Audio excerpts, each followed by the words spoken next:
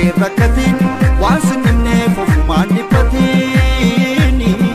barna goote qalbii inaafaniif na hillaafu jilbii si hawwaniif barbaadee burabbii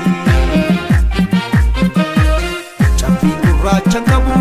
qaaqallatteedhaaf lafeen hin cabu qaaqallatteedhaaf lafeen hin cabu atis gurraachessanii miidhama koonatti leellisanii du'a lubbuuti sinii su'anii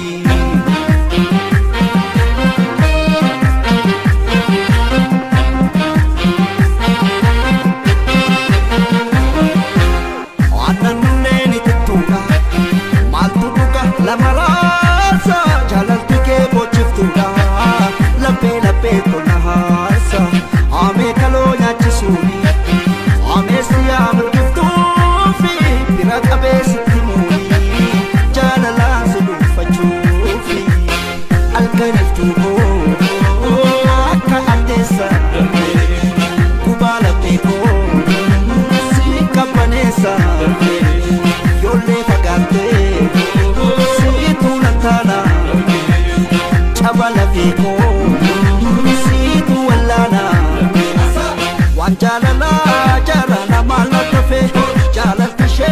sene nanya gafe darbata me gadan tare yo gufade dan ka echite sitafe jalate sitafe silate sitafe achite sitafe jalate sitafe Filate sitafe, jalate sitafe,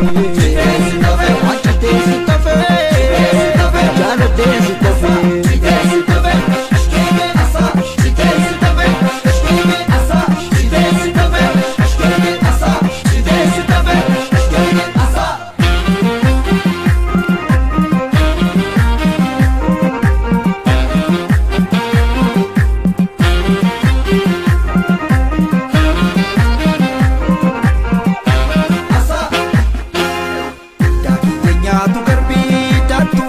Badadee rakkatiin waan sinimneef ofumaan dhiphatini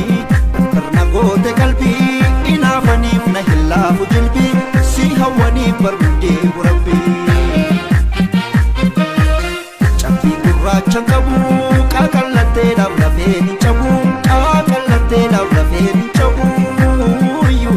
atis gurraachessanii miidhama koonatti leellisanii du'a lubbuuti sinii su'anii